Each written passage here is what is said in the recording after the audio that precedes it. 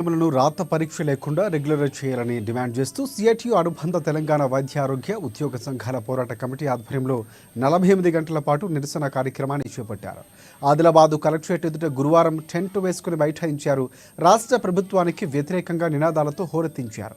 వీరికి సిఐటియు జిల్లా ప్రధాన కార్యదర్శి అన్నముల కిరణ్, ఉపాధ్యక్షుడు లింగాల చిన్నాన్న మద్దతు తెలిపారు.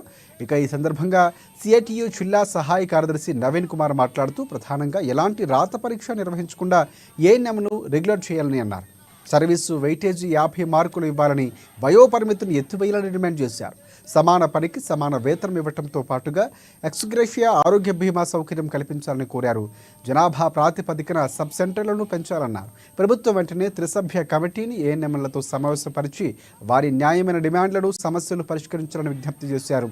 ఈ కార్యక్రమంలో ఏఎన్ఎంలు, సిఐటియు నాయకులు తదితరులు పాల్గొన్నారు.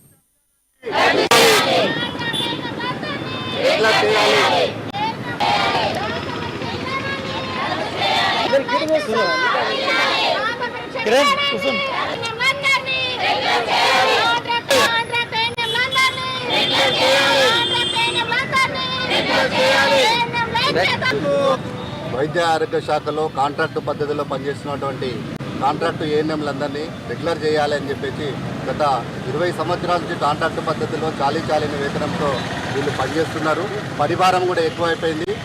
ఏజ్ రీత్యా కూడా వయసు రీత్యా కూడా పెరిగింది. కాబట్టి ఈ 20 సంవత్సరాల కాలంలో వీళ్ళు పనిచేస్తున్నటువంటి సర్వీసును గుర్తించి రెగ్యులరైజ్ చేయాలని చెప్పేసి గత సంవత్సరంలో గత ప్రభుత్వంలో ఉన్నప్పుడు సమ్మె చేయడం జరిగింది.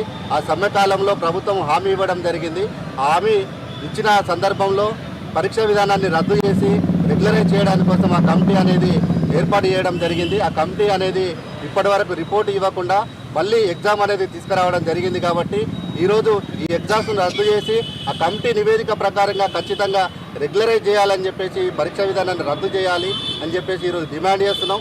వైద్య ఆరోగ్య శాఖలో కాంట్రాక్టు పద్ధతిలో పనిచేస్తున్నటువంటి అనేక మందిలో డాక్టర్లను ఎటువంటి రాత పరీక్ష లేకుండా ఈరోజు రెగ్యులరైజ్ చేస్తున్నారు. కానీ పారామెడికల్లో వచ్చేసరికి కాంట్రాక్టు ఏఎన్ఎంలను రెగ్యులరైజ్ చేయడానికి అర్హత పరీక్ష విధానాన్ని పెట్టడం అనేది చాలా బాధాకరం.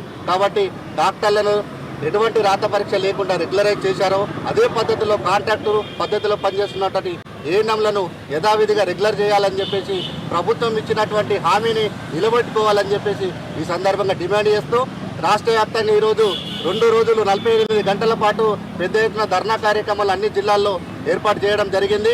మా యొక్క న్యాయమైన డిమాండ్లను ప్రభుత్వము స్పందించి సాల్వ్ చేయాలని చెప్పేసి కోరుతున్నాం. లేకపోతే భవిష్యత్తులో ఖచ్చితంగా సమ్మెకు దిగుతామని కూడా ఈ